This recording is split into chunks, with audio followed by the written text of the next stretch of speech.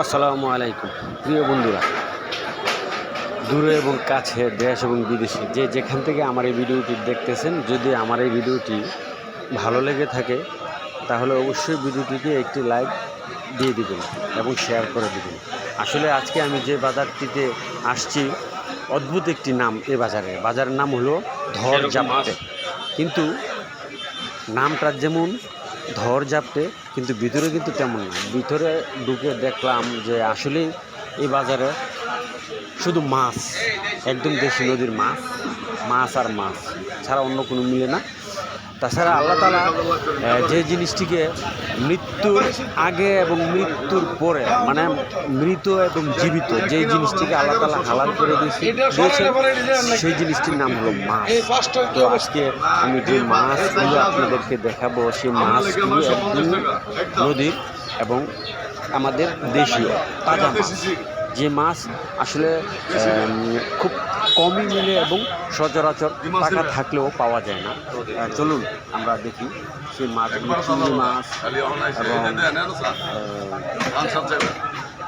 অন্যান্য যে মাছগুলি আছে, বাসা মাছ। আসলে এই বাজারটিতে বেশিরভাগই চিংড়ি মাছ পাওয়া যায়। তো দেখে নেন, এই যে চিংড়ি মাছগুলো দেখতেছেন, এইগুলো একদম নদীর চিংড়ি মাছ। এই চিংড়ি মাছগুলো আসলে খুবই সুস্বাদু হয়। এই যে চিংড়ি মাছ দেখতেছেন, এগুলো হলো চিংড়ি মাছের বড় বড় হাত পাওয়ালা চিংড়ি মাছ, এবং এগুলো হচ্ছে ডিমওয়ালা চিংড়ি মাছ। যে চিংড়ি মাছের মধ্যে ডিম হয়েছে, এগুলো হলো সেই ডিমওয়ালা চিংড়ি মাছ।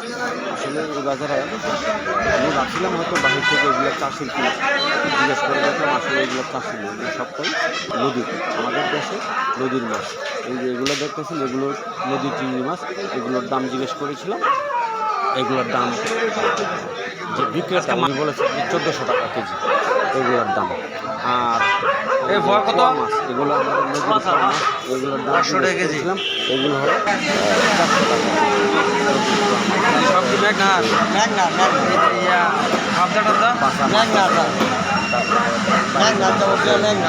মাছ আছে, এই চাপিলা মাছ আছে, তারপরে জাফরানি মাছ যেটাকে বলে লাল শাক, তারপরে নদীর বড় বাইম মাছ আছে, যে বাইম মাছগুলো 1000, 1100, 1200 টাকা করে। সেই বাইম মাছ আছে, আজকের এই বাজারে উঠেছে বাইম মাছ। তারপর